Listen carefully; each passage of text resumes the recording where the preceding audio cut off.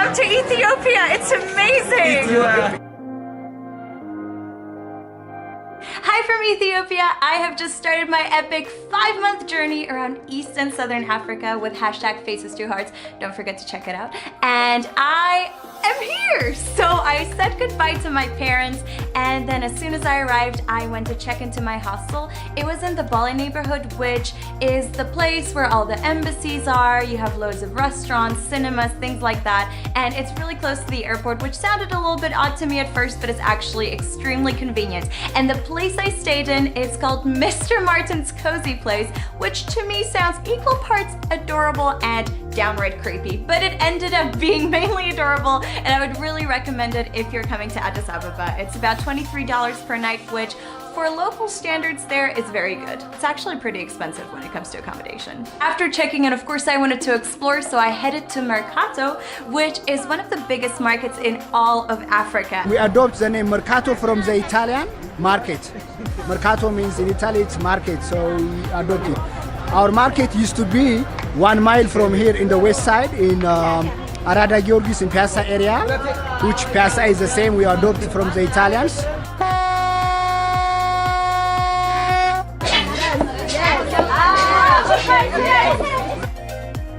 This is sambusa.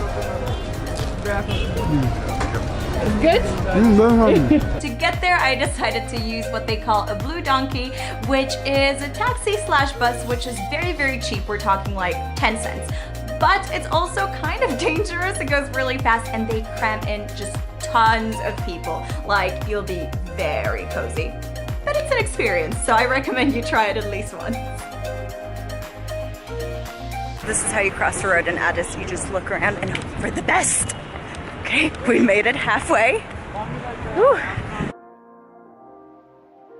I've already done a whole separate video about Ethiopian food, which you can check out below, but I wanted to show you this one restaurant I went to, which was very fancy. It's called 2000 Habesha, and it's in the Bala neighborhood. It was very close to my hostel. I actually went with some locals and also a few friends that I met at the hostel, which is of course what backpacking is really good for, meeting new people.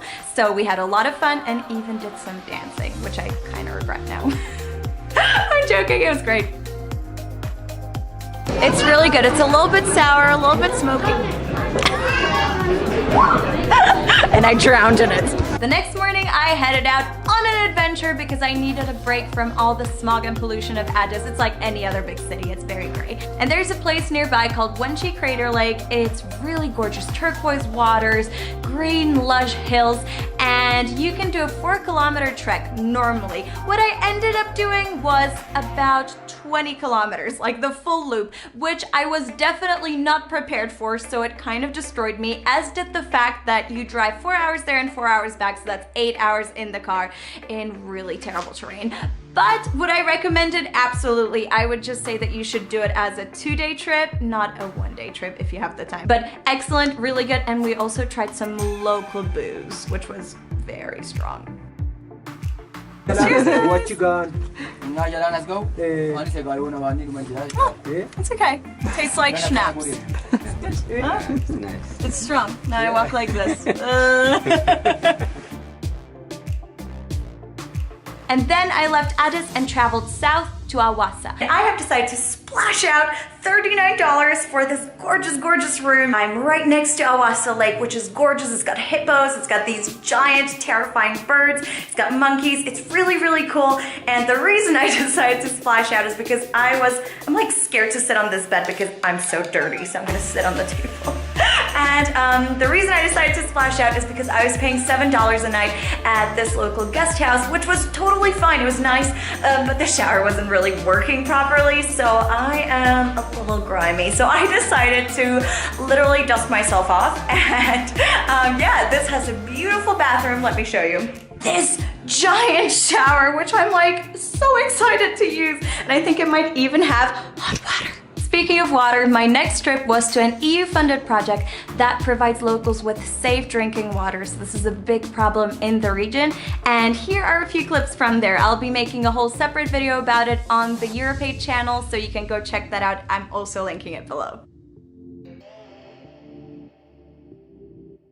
And after the work was done, the guys who run the charity invited me for food and a few beers, so of course I said yes.